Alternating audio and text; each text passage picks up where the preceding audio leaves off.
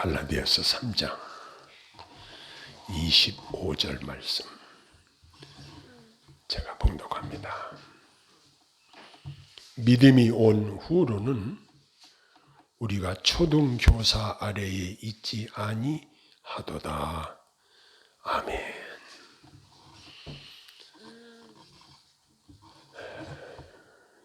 저는 말씀을 준비하면서 또 늘 마음속에 생각하기를 우리 교회 사랑하는 성도님들이 모두가 하나님이 주시는 풍성한 은혜와 복을 받기를 원합니다. 성경에서 말하는 그 비결은 어디에 있을까? 사도 바울은 아직도 율법과 믿음에 대한 바른 이해가 없었던 갈라디아 교회의 성도들과 오늘 우리에게 율법과 믿음에 대해서 설명하고 있는 것을 우리가 볼 수 있습니다. 먼저 23절에 보면 믿음이 오기 전에는 율법 아래 매인 바 되고 계시될 믿음의 때까지 갇혔느니라. 믿음이 오기 전에는 율법 아래 매인 바 되었다. 근데 오늘 우리가 읽은 본문에는 믿음이 온 후로는 이렇게 말하고 있습니다. 그러니까 믿음이 오기 전과 후로 구분이 되어지고 있습니다. 앞서 10절에 보니까 무릇 율법 행위에 속한 자들은 저주 아래 있나니라고 했습니다.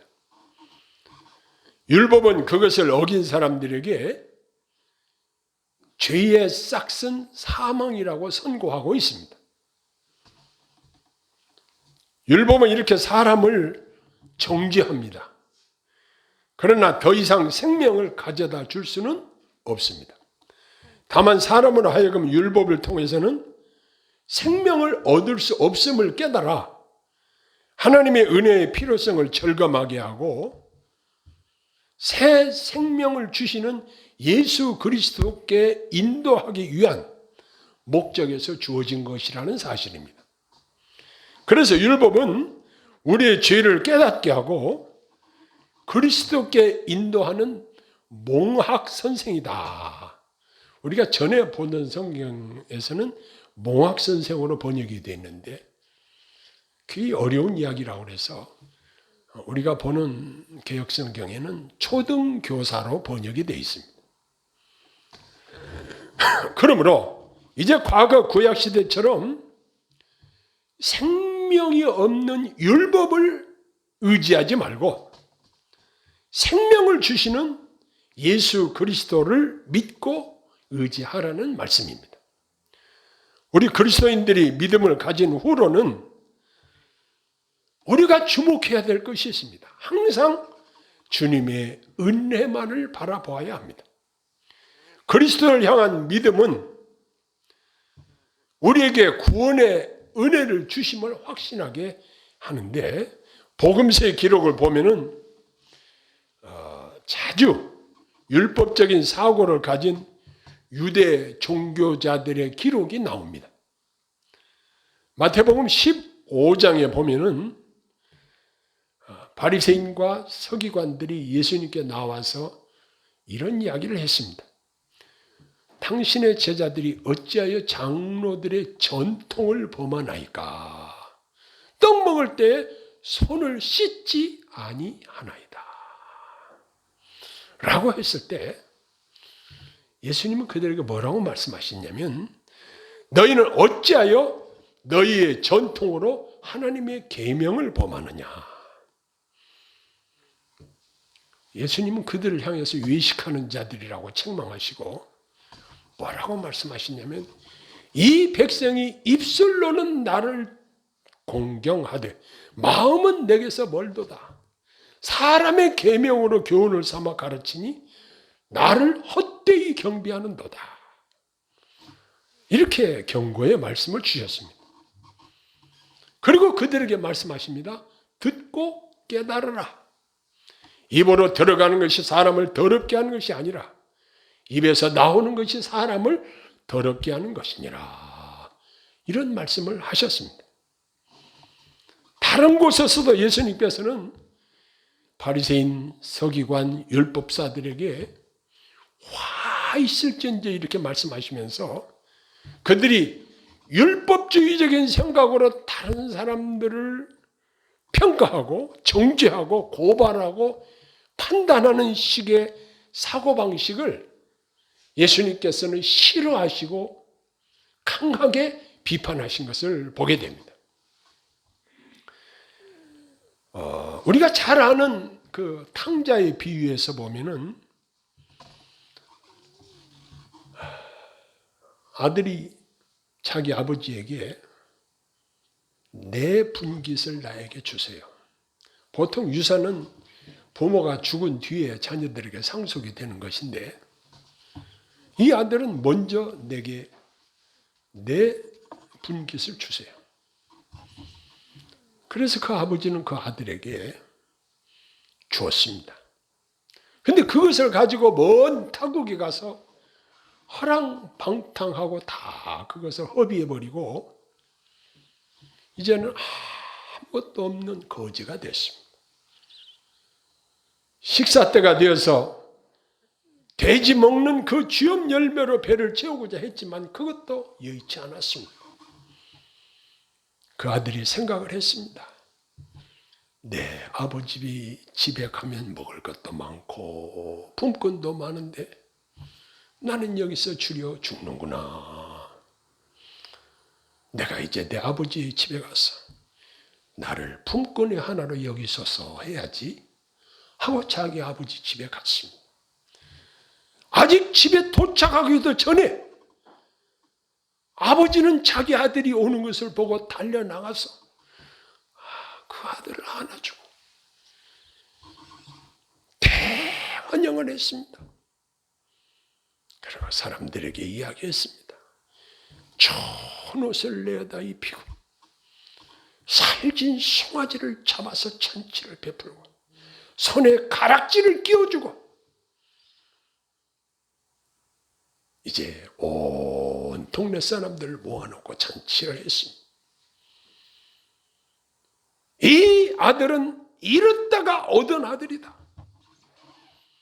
자, 그런데 맏아들이 들에서 일하다가 돌아와서 이 광경을 보고 뭐라고 했냐면 내가 열의 아버지를 섬겨 명을 어김이 없거늘 내게는 염소 새끼라도 주어 나와 내 벗으로 즐기게 하신 일이 없더니 아버지의 살림을 창녀들과 함께 삼켜버린 이 아들이 돌아오매 이를 위하여 살진 송아지를 잡으셨나이다.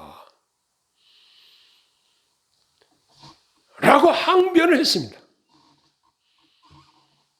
아버지는 그 아들에게 너는 항상 나와 함께 있으니 내 것이 다 네 것이로 돼.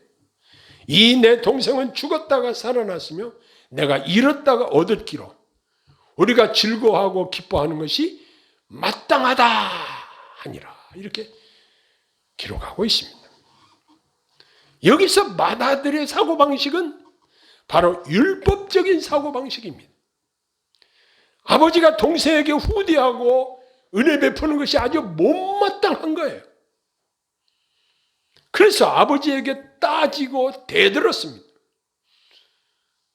당연히 그렇게 해야죠. 나한테는 염소 새끼 한 마리도 안 잡아주더니 저는 가서 창녀들하고 다 탕진하고 돌아온 저 고약한 아주 불효 막심한 놈에게는 왜 저렇게 합니까?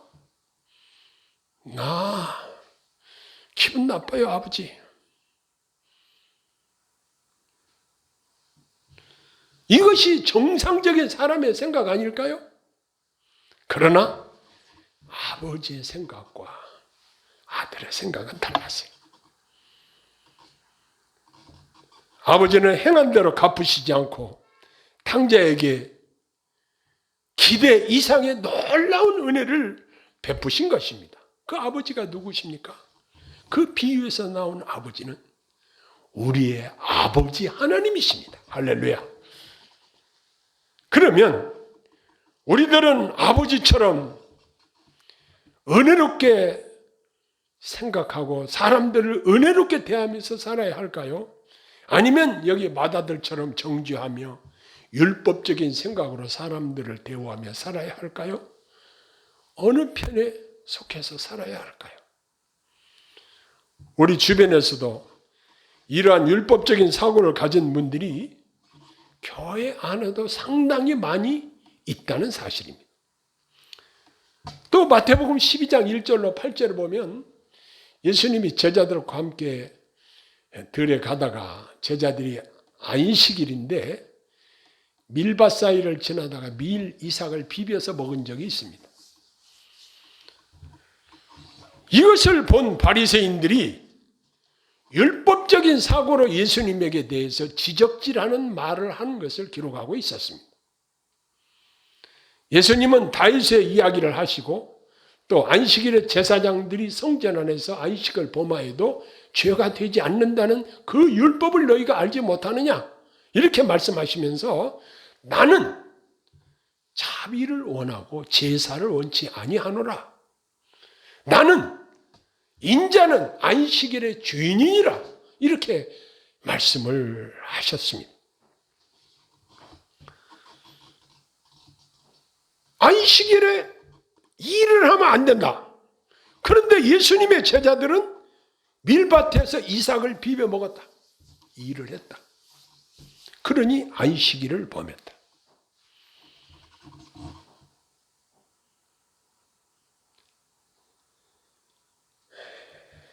우리가 사람들을 대할 때에 이런 식으로 율법적인 사고로 대하게 되면 문제가 많이 생깁니다. 이미 돌아가신 분의 이야기를 한번 여러분에게 말씀드리고자 합니다. 그분은 우리 노예에서 법통이라고 불리는 분이었습니다. 교회 법을 잘 알고 있는 분이었습니다.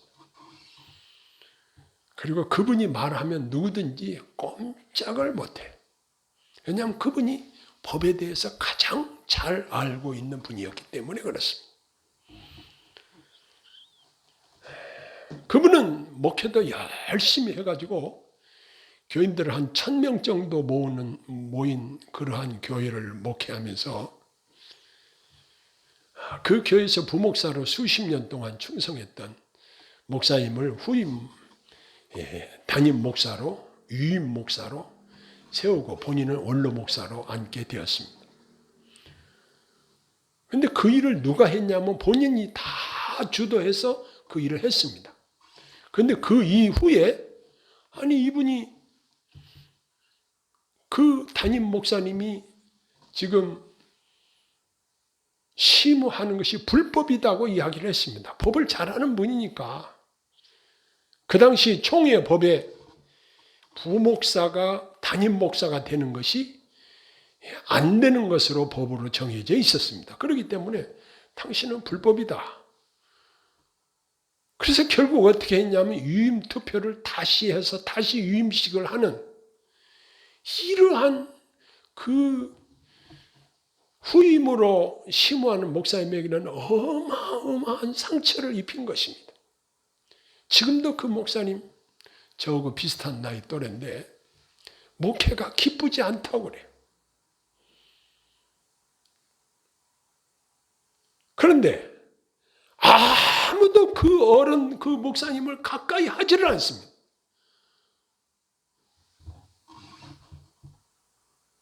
무서워서 감히 가까이 가지를 못합니다. 자, 저는 생각을 했어요. 물론 저런 분이 있어야 노예가 질서가 잡히고 바르게 잘 가겠지 이런 생각도 하기는 합니다. 그러나 사람이 법을 자기에게 적용을 해야지 남에게 적용을 해서 남을 상처를 입히고 이러한 것은 정말 합당치 않다.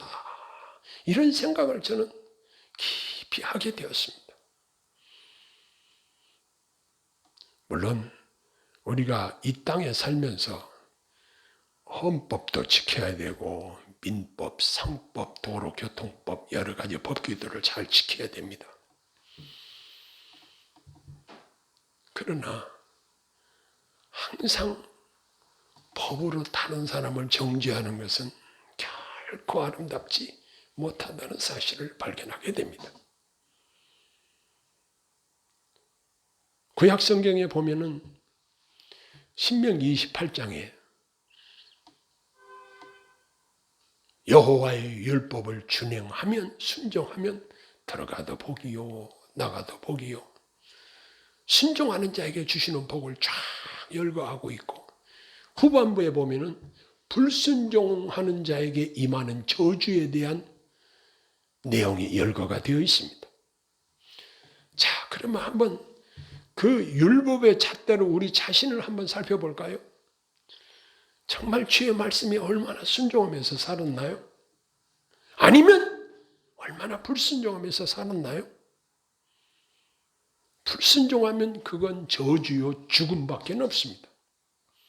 그렇다고 한다면 그 율법대로 하면은 우리는 살아 존재할 수 있는 사람이 아무도 없습니다. 그러나 우리는 연약해서 할 수 없는 것들을 우리 인간과 똑같은 모습을 입고 이 땅에 오신 예수님이 친히 율법의 요구를 다 이루어 주셨습니다.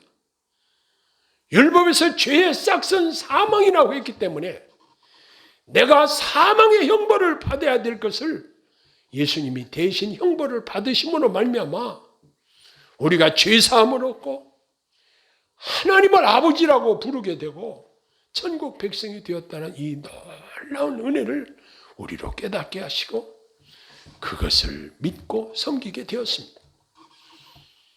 그런데 우리가 믿음 이후에 믿음 이전에 율법적인 사고로 사람들을 대하던 것들이 믿음 이후에 그러한 것들이 계속 일상화되어서는 안 된다는 사실입니다.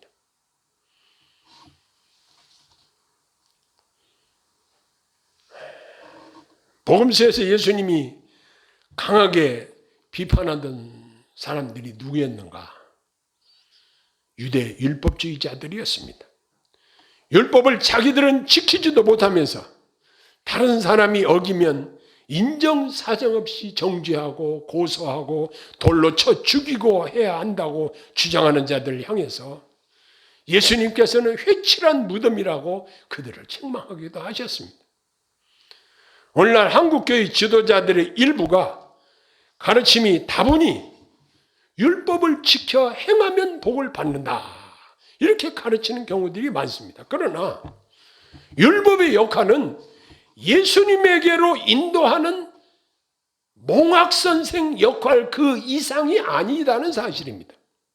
초등교사 그 이상이 아니라는 것입니다. 우리들이 은혜와 복을 받는 것은 온전히 예수님 편에서 주시는 전적인 은혜라는 사실입니다. 여러분 공로주의가 뭐죠? 내가 이렇게 했더니 내가 복을 받았다. 그게 공로주의예요.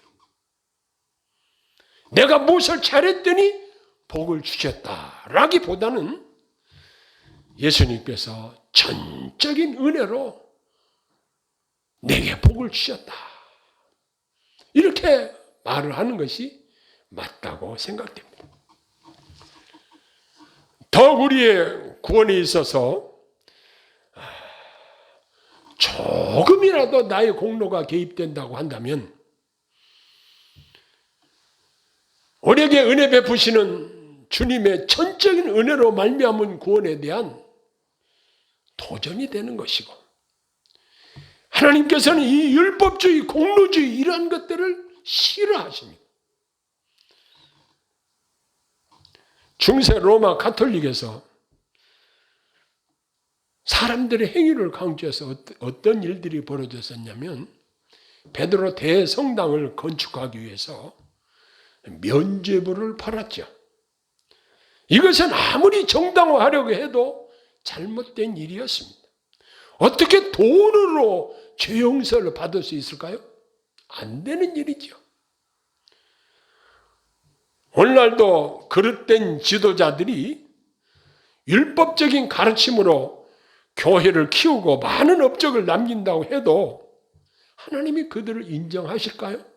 하나님이 그들을 좋아하실까요? 결코 아닐 것입니다. 우리들이 믿음을 가진 후로는 내가 이제는 율법 아래 있지 않다. 내가 더 이상 초등교사 밑에 있지 않다. 이것을 우리는 깨달아야 하는 것입니다.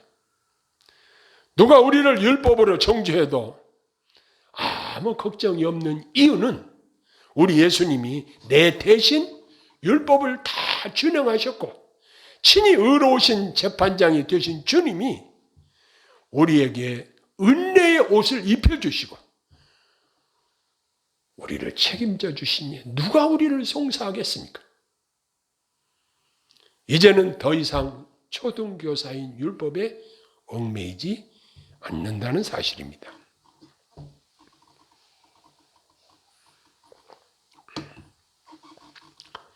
이제 우리 모두는 하나같이 예수님의 은혜로 구원 얻은 자들이 되었습니다. 그뿐만 아니라 저는 제 자신을 돌아보면은 제가 무엇을 잘해서 복을 받은 것이 결코 아님을 고백하게 됩니다.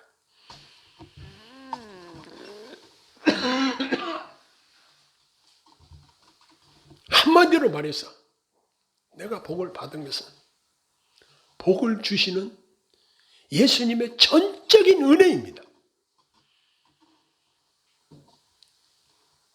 한량없으신 사랑으로 돌보아 주심이라고 밖에는 말할 수 없는 것입니다. 지내놓고 나서 가만히 기도하면서 우리가 우리 자신을 돌아보십시오. 사도 바울은 이런 간증을 했습니다. 나 된 것은 하나님의 은혜로 된 것이라 그랬습니다. 원래 그는 나는 핍박자요 포행자였다. 죄인 중에 괴수였다. 그러나 내가 이렇게 사도된 것은 전적으로 하나님의 은혜로 된 것이라고 본인이 간증하고 있습니다. 오늘날 저와 여러분들이 하나님의 자녀가 되고 하나님께로부터 엄청난 복을 받아 누리고 사는 이러한 모든 것들이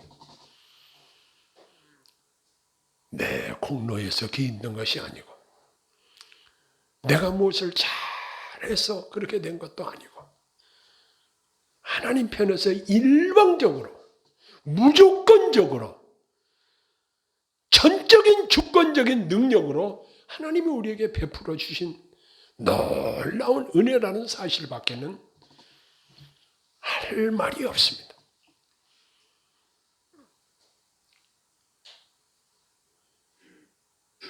많은 사람들이 율법적인 가르침으로 말미암아 사람들에게 헌신을 이끌어내고 자기의 소기의 목적을 달성하려고 하는 그러한 지도자들도 있습니다. 그러나 그건 성경에서 말하는 가르침과는 다른 것입니다. 저와 여러분들이 복 받을 만한 짓을 했습니까? 얼마나 했습니까? 오히려 성령을 근심시켜드리고 오히려 곁길로 빠진 적이 얼마나 많습니까? 우리 마음으로도 하나님의 성령을 근심시켜드리는 일이 얼마나 많은지 모릅니다. 우리가 기도하려고 눈을 감고 우리 자신을 돌아보면 아버지 하나님 정말 불쌍히 여기시옵소서. 나는 죄인으로서이다. 이 말밖에 무슨 말을 할 수 있겠어요? 그러나 하나님이 저와 여러분들에게 은혜 베푸신 것은 복을 주신 것은 다름이 아니고 하나님의 전적인 은혜에 기인된 사실이라는 것을 믿으시기를 바랍니다. 주께서 여러분 모두에게 풍성한 은혜로 매 순간순간 채워주시기를 소원합니다. 기도하겠습니다. 하나님 아버지, 저희들이 너무나도 우매무지하고 그릇된 사고방식으로 하나님의 전적인 은혜를 받고서도 자꾸만 그릇된 생각을 하며 살 때가 많이 있습니다. 여호와 아버지 하나님, 저희들을 불쌍히 여겨주시고 온전히 하나님의 은혜와 복으로 우리가 산다는 사실을 이 시간 고백하나이다. 하나님 아버지, 저희들을 불쌍히 여겨주시고 온전히 성령님의 인도하심에 의지하오니 성령께서 저희들을 친히 사로잡아 주시고 친히 매 순간순간 인도하시고 도와주옵소서. 예수님 이름으로 간절히 기도하옵나이다. 아멘.